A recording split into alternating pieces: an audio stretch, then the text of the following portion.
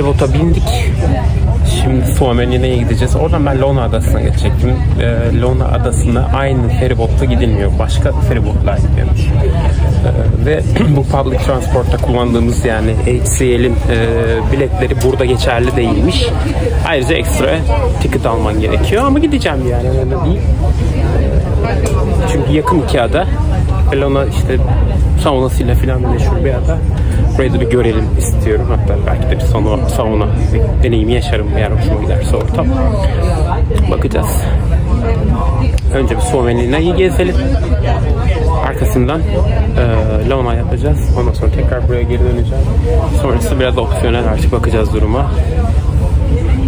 Zaten birkaç saatim orada geçecek. Bu arada bir detaydan bahsetmeyi unuttum size. Şimdi Finlandiya'da 2 milyondan fazla sauna var. Ve gördüğünüz önde dolaptaki şu koyu siyah, şu parmağımın ucundaki koyu siyah olan bir sauna bu arada. Yani dönme dolabın içinde tam bir tur atarken bir sauna keyfi yapma şansınız var. Eğer o kadar meraklısıysanız bu işte. Bu da enteresan bir deneyim olabilir Helsinki'ye geldiğinizde.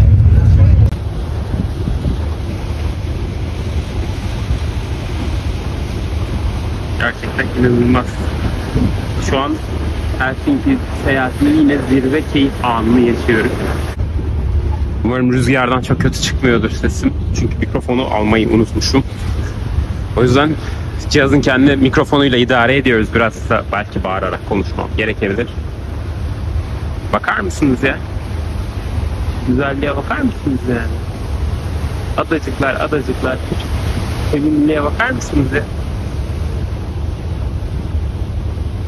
Şahane. Şahane. Hava da çok güzel bugün. Tam bir sonbahar havası. Bayıldık.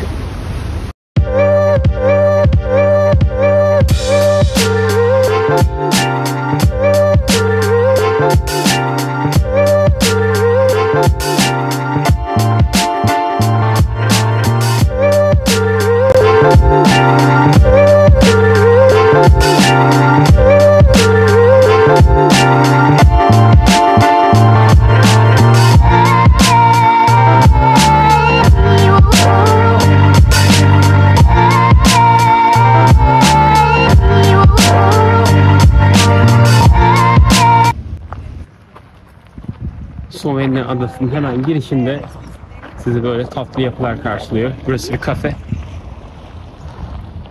Burada bir şeyler yiyip içebilirsiniz. Fiyatlar hakkında bir bilgi var mı diye baktım, yok. Fiyat yoksa tehlike çok. Fiyat varsa da gerçi tehlike çok. Çünkü euro 18 lira civarında şu anda. Ben bu videoyu çektiğimde kim bilir ne olacak. İleride 100 metre ileride de bir restoran varmış. Küçük tatlı yapılar var burada. Bir doğa hastasıyım ben. Doğa aşığıyım. Yeşil hastasıyım. Yeşil aşığıyım. O yüzden sanırım bu bölgeyi çok seveceğim. Ama her yerde şu Helsinki'de iş makinesi görmekten biraz sıkıldım. Kaldığım yer tamamen inşaat. Burası inşaat. Burada zaten bir şey yok herhalde artık, yani varsa da tozun toprağın içine girmeyeyim. Şuradan devam edeyim bakalım. Şu insancıklar nereye gidiyor? Biz de onları takip edelim. Hava inanılmaz tatlı, inanılmaz yumuşak şansıma. Yani daha sert, soğuk bir hava bekliyordum. Şu an üzerimde ceket var ama ceket fazla bile geldi diyebilirim yani. Tabii elimde bir Fince rehber var. Maalesef feribotta hiç rehber yoktu. Mesela bu ne anlayamıyorum. Bakacağız. Sonra buldukça, çözdükçe anlatacağım. Yani şimdi ziyaretçi merkezinden olmazsa bir İngilizce rehber alayım ben de. Her seferinde Google Maps açıp baktığında zaten o, yani restoranları falan işaretlemişler ama bu tarihi yerleri çok belirtmemişler sanki. Burayı ziyaret ediyorlar. Burası kilise herhalde. Evet, burası kiliseymiş aynen. Yani çan olunca zaten insan bir şüphelenmiyor değil. Şöyle bir içine gidip çıkacağım. Buraya kadar gelmişken. Şu an saat 12:25 gibi başladık. Herhalde 2-3 saatimiz burada geçecek. Buradan Lona Adası'na gideceğiz. Evet. Kiliseyi de bir ziyaret edelim. Adanın kilisesi. Bakalım çekim yapmalıyım.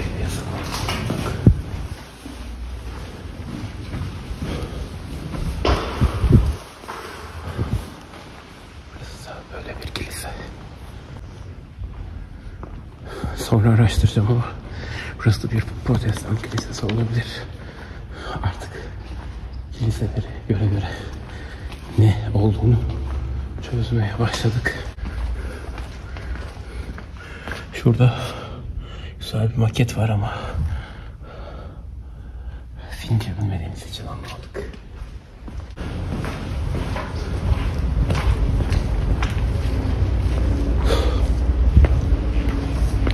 Şimdi buradan aşağı sallanıyoruz. Bazı şeyler neden farklı? İşte burada küçücük bir adadayız. Bir kütüphanesi var. Şehirde devasa kütüphaneler.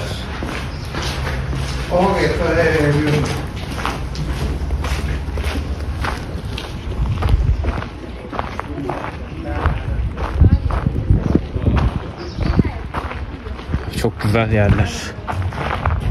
Bakar mısınız ya?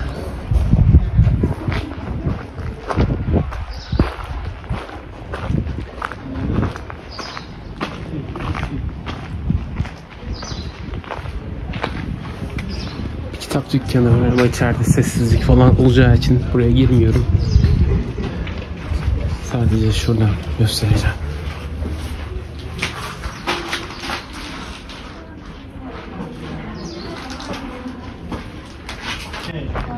Ben burada biraz fotoğraf çekeyim ya. Şu manzaraya. Tek seyahat etmenin bir zorluğu. Tek başına fotoğraf çekmek ama bu konuda kendimi geliştirdim. Sadece tripod getirmeyi unuttuğum için fotoğraf makinesiyle aslında uzaktan kumandayla falan da çekebiliyorum ama artık bir şeyler yapacağız. Neyse şu insanlar mutlu mesut bir aile tablosu çeksinler. Şuraya bir bakayım. Abi. Efsane ya. Daha çok keyifli. Şu nedir ya? Şu yol nedir ya?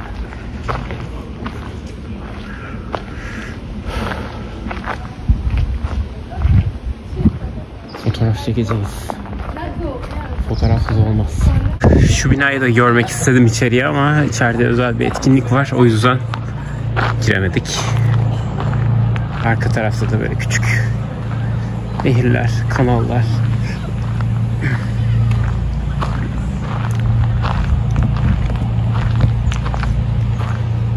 Bayılıyoruz. Hastasıyız böyle şeylerin.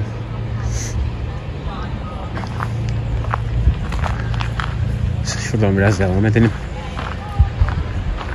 Şans eseri hava bugün yumuşak. Tabii kışın zor olur burayı gezmek ama yazın ya da baharlarda geliyorsanız çok keyifli bir seyahat rotası bana kalırsa. Şimdi ben nereye gittim bilmiyorum. Şuradan küçük bir kanalla şu karşıdaki sur benzeri yapıların oraya gidiyoruz. Giderek daha gizemli ve keyifli bir hal alıyor yolculuk. Güzel ya. Değişik yer yani. Burada kafe shop var. Müze aynı zamanda. Biz nereye geldik bu arada? 18'e geldik. Tamam, bu birleşik iki ada zaten. İkincisine geçiyoruz. Şu kısımları gezmedim ben bu arada. Şuraları kaldı. Buradan bir yerden de Lona Adası'na gideceğiz. 19 diyor. 19 neresi? Biz buradaysak Lona Adası'na nereden gidiliyor? Buradan bir yerden gidiliyor olması lazım. Herhalde buraya geliyor. Şurası.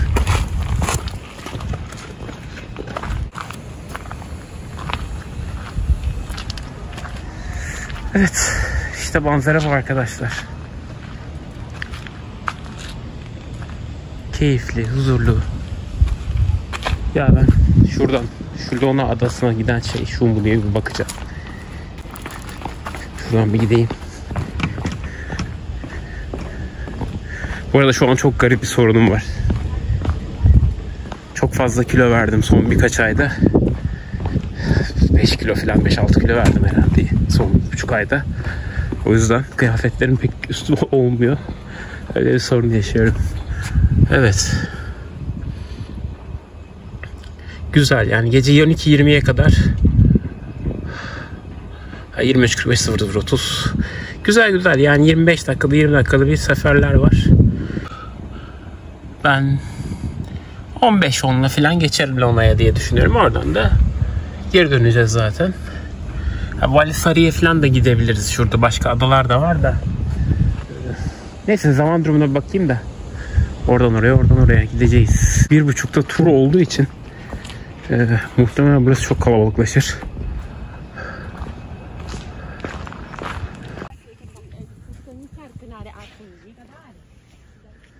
Bakın. Lona'ya giden feribot da buradan geliyor işte.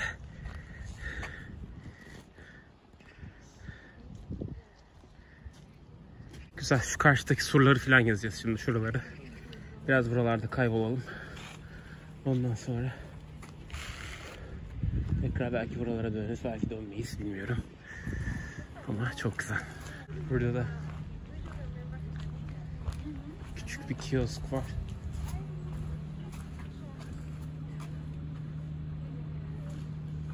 Magnetler 6 euro.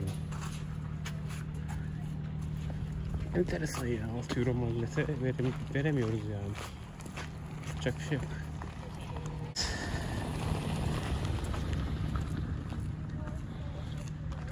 Ya bu kalelerin içinde alt geçitler falan varmış, bilmem ne diye bir muhabbetler vardı ama şuradan mı giriliyor? Ne oluyor? Çözeceğiz.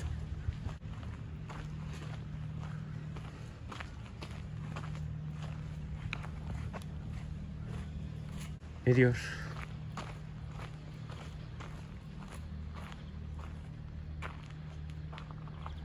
Kapalı diyor ama açık.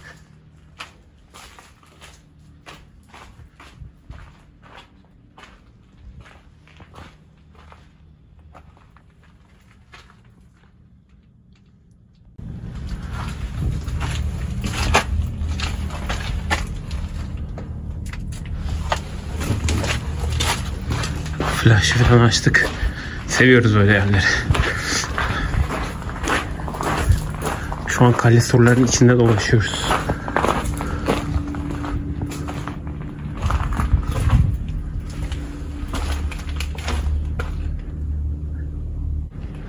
Arkadaşlar, buraya girmek sizin sorumluluğunuzdu diyor. Kayalar düşebilir. Düşsün anasını satayım. Düşerse düşer. Ne yapayım?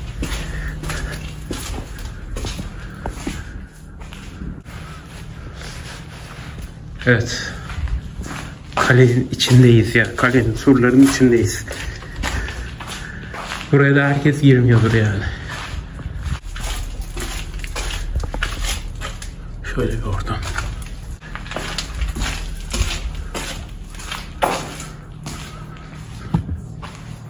Buradan etrafı gözetliyorlarmış işte.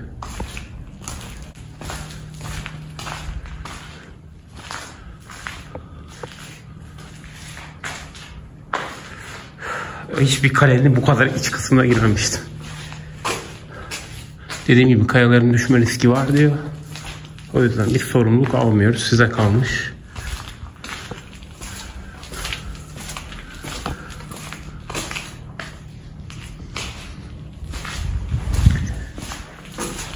Her şeyi keşfetme tutkusu olan bir insan için böyle bir yere girmemek gibi bir şans yok. Tuz gibi. Enteresan. Herhalde düşmesin diye bir alçı gibi bir şeyle, kireç gibi bir şeyle yapıştırmışlar. Benim gibi macera perestler girip de kafasına bir şey düşerse hadi yine insanlık bizde kalsın demişler. Neyse buradan girdik. Şuradan da çıkalım. Görüyorsunuz arkadaşlar, kalenin içi. Buraya pek insan girmez. Ama biz girdik. Kendi sorumluluğunuza demiş. Biz kapattık ama girerseniz karışmayız yani. Sonra kafamıza taş düştü. efendim biz tazminat istiyoruz falan demeyin diye.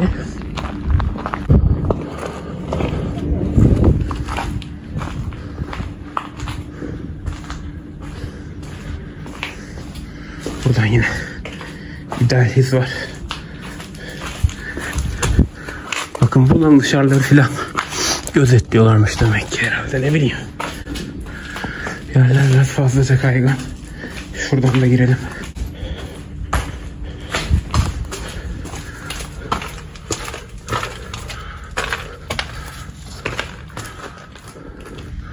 Evet arkadaşlar.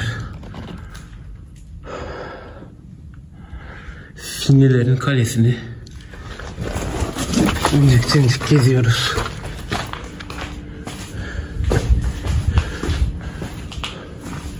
Şuradan da çıkıverelim.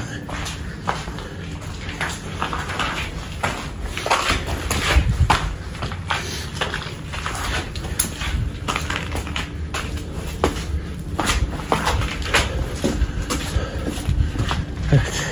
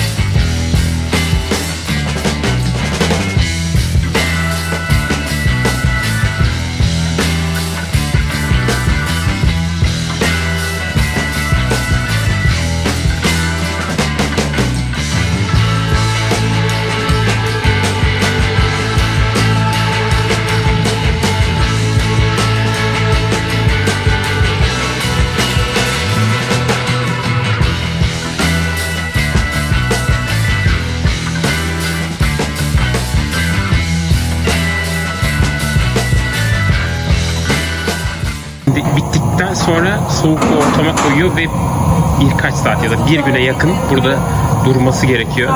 Yani bizim basit bardak diye aldığımız bir şey, cam eşya diye aldığımız bir şeyin aslında nasıl büyük bir emekle yapıldığını görebiliyoruz burada. Gerçekten muhteşemdi. Çok büyük bir emek veriliyor. Çok etkileyiciydi. Şu anda da ben buradayım bu arada. Yani ortama bakın. Böyle bir yerdeyim. Biliyorsunuz kalenin surlarının içinde bir atölye. Gerçekten muhteşem. Çok keyifli. İşte Suomelina Adası böyle bir yer.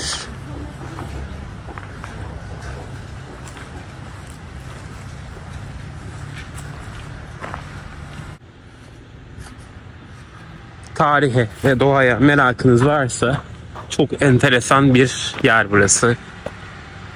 Bayılacaksınız bana kalırsa.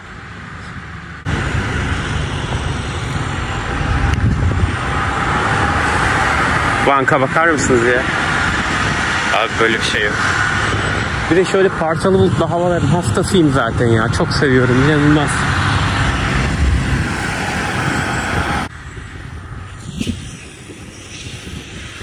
Şu bankta biraz keyif yapalım artık ya. Yorulduk.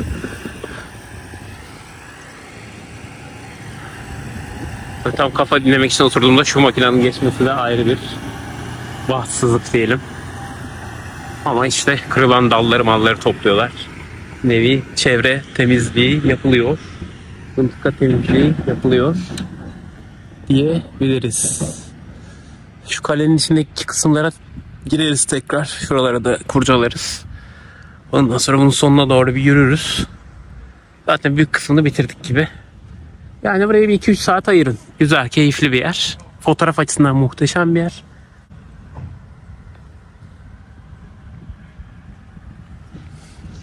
Güzel vakit geçirirsiniz burada.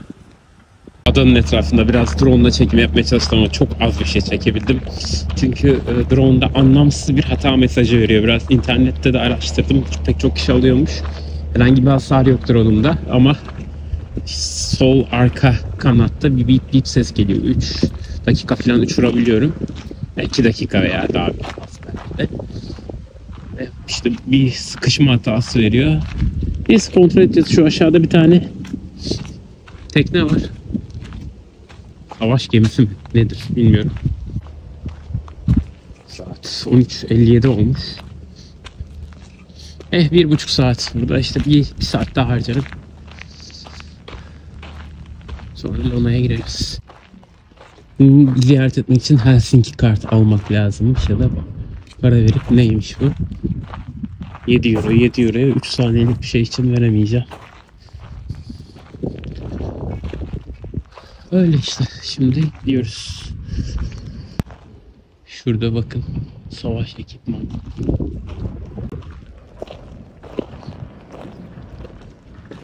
Biraz canım sıkıldı drone'uma. Neyse, enerjimizi düşünmüyoruz. Seyahatte olması kötü yani. Hani daha önceden fark ettiğim sorun olsa zaten doğru düzgün hani İzmir'de çok yani Türkiye'de uçuracak yer de yok. Her yer yasaklı bölge falan. İşte bazı yerlerde uçuruyorsun da normalde uçurmamak gerekiyor falan filan. Şey yok yanımda. Hani tornavida falan ben kendim tamir ederim. Kanatların yerini değiştireceksin muhtemelen düzelecek. Neyse şu an benim drone sorunum sizi ilgilendirmiyor. O yüzden dönüyorum videoya. Etrafı göstermeye. Surlar. Şimdi aşağıda bir sokmak olan bir yer var. Oraya da gideceğiz. Şu makine bir geçsin. Şimdi şurayı da herhalde ziyaret edebiliyoruz. Bakalım. Edemiyormuşuz. Kapalıymış. Bir heyecanlanmıştım ama. Neyse.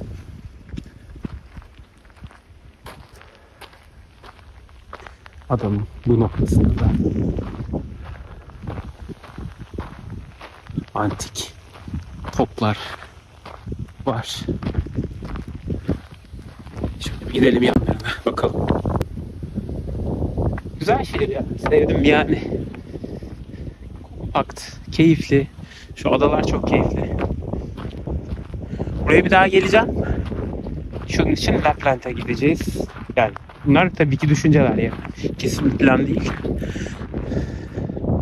Ama kuzey ışıklarını bir göreyim istiyorum.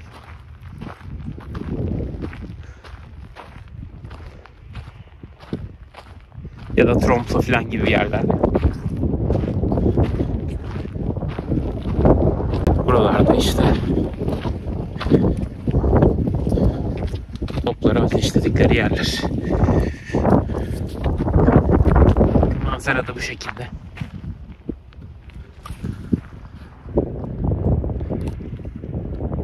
Helsinki Katedrali'ni görüyor musunuz? Şurası.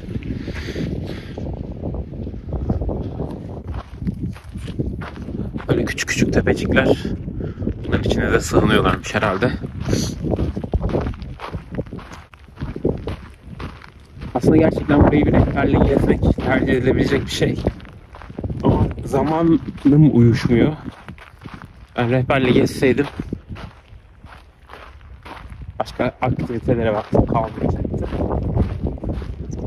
Bu arada bu şehirlerde şehirleri tüm aktivitelerini kapsayan kartlar satılıyor. İşte Helsinki kart, Stockholm kart gibi. Bunları da alıp inceleyebilirsiniz istiyorsanız. Bir aşağı inelim. Şunlara bakalım ya. Şurada ne yazdığını anlayabiliyor bilmiyorum yani. Bakayım.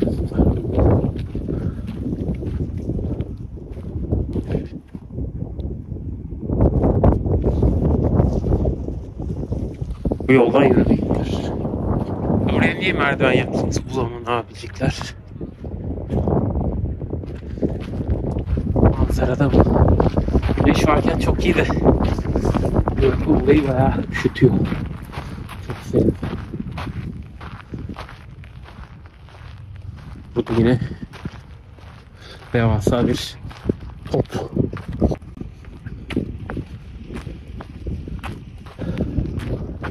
Burayı da bitirdik sayılır ya.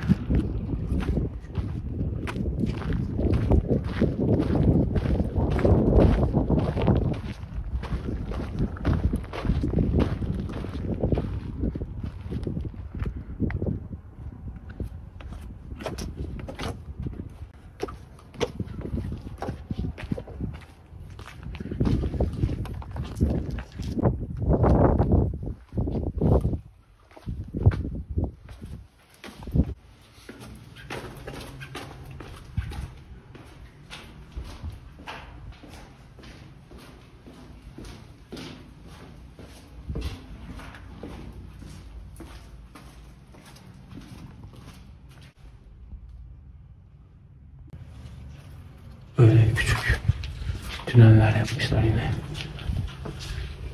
Burada inşaat yapılan yere çıkıyorum şimdi. Uğraşmayayım, geri döneyim.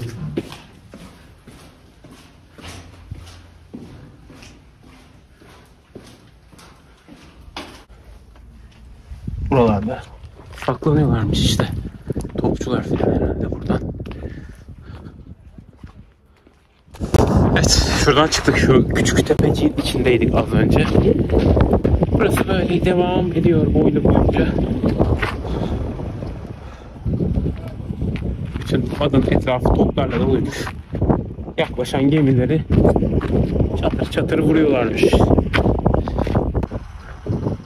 İşte Suomelina turu böyle bir tur arkadaşlar. Değişik bir yer. Kesin gelin yani. Helsinki. Ya 2 gün kalıyorsanız zaten buraya gelmekten başka çareniz yok. Helsinki'nin merkezini bir günde işte kiliseleri, meydanları, ıvır zıvırını gezersiniz. 2. günde işte bu küçük adaları gezersiniz. Biraz daha yazın geliyorsanız birkaç ada daha var. Onlara gidersiniz. Yani bir 3 günde kaldırır mı? Kaldırır. Ama güzel havada kaldırır.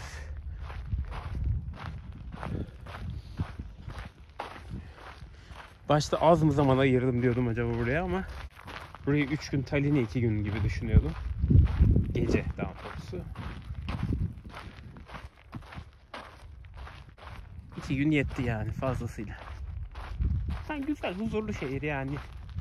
Aslında yaşanacak şehirlerden biriymiş. Biriymiş değil, biri yani kesinlikle. Dünyanın en mutlu insanları bizden Finlandiya. Güzel, sakin bir yer işte, baksanıza yani ses yok, seda yok. Yeşillik. Gerginlik yaratacak bir şey yok. Burada tek gerginliği kapıdan girerken pasaport kontrol noktasındaki polisle yaşadık ama ben yaşamadım sadece. Herkesle yaşadım. Muhtemelen sorunlu biri, o yüzden kişisel algılamıyorum. Burada da böyle küçük bir havuz varmış. Doğal bir havuz. Ya sonradan mı yapılmış? İlginç, bilmiyorum. Burası da kayalıklar falan filan.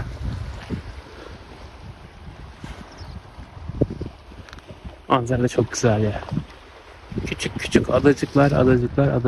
Burası işte Finlandiya.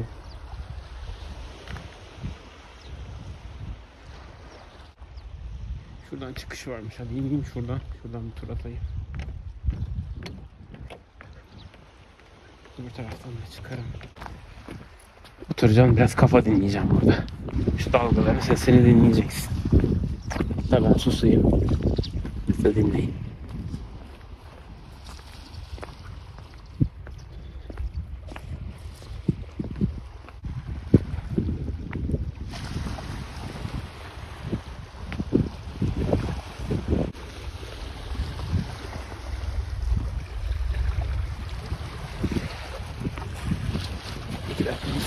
Bakalım şurada. Biraz manzaraya bakalım. Azıcık soluklanalım. Bu arada ciddi anlamda sanırım gün batımını en keyifli izleyebileceğiniz yerlerden birisi Suomelina Adası. Bu nokta özellikle güneş, çünkü şu karşıdan batacak, şuralardan bir yerden batacak. Ya da şuradan batacak, tam emin olamadım şimdi. Ama Hele bugünkü bulutların yapısına bakarsanız yine efsanevi bir gün batımı yaşanır. Bakalım gün batımında nerede olacağız? Hayat bizi nereye sürükleyecek?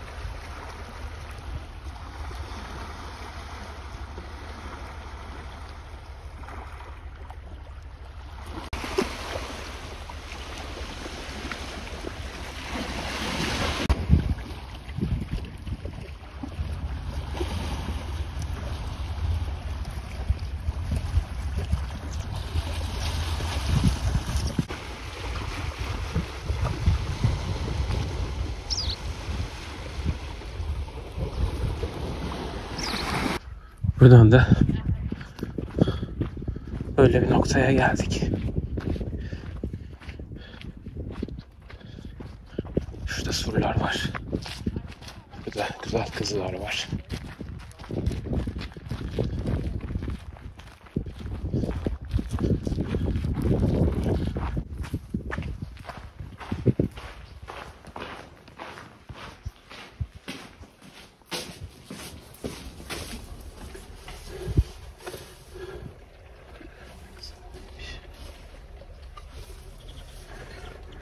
Fotoğraf çekmeye muhtemelen doyacaksınız burada eğer fotoğrafa biraz ilginiz varsa. Tabi biraz kaygan, dikkatli olmak lazım. Islak çünkü. Şuradan paradan geçelim.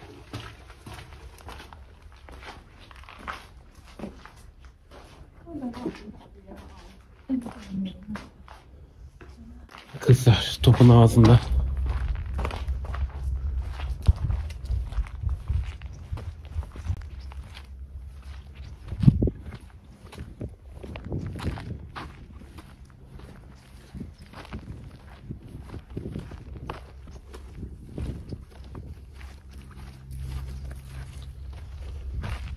Şurada bir girelim bakalım. Kalenin girmedik yerine bırakmadık. Komple şuradan. Aradan şurada geçelim.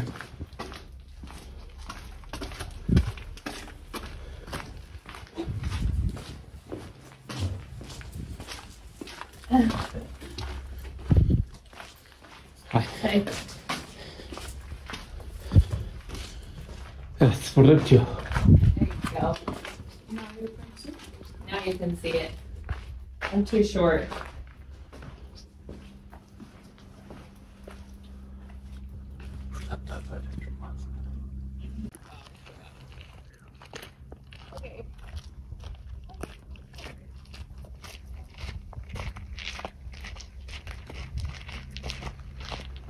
Ara ara böyle restoranlar var ama çoğu kapalı herhalde. Bunlar yazın açılıyor. Artık Eylül ayında sezon sonu gibi düşünüp kapıyorlar herhalde.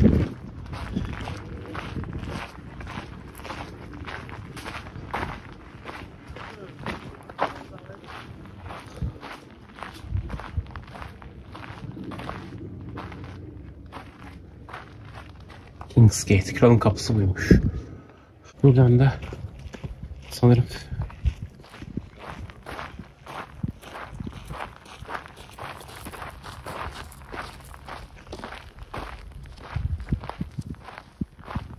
Lorna Adası'na giden feribotlardan biri geçiyor diye tahmin ediyorum.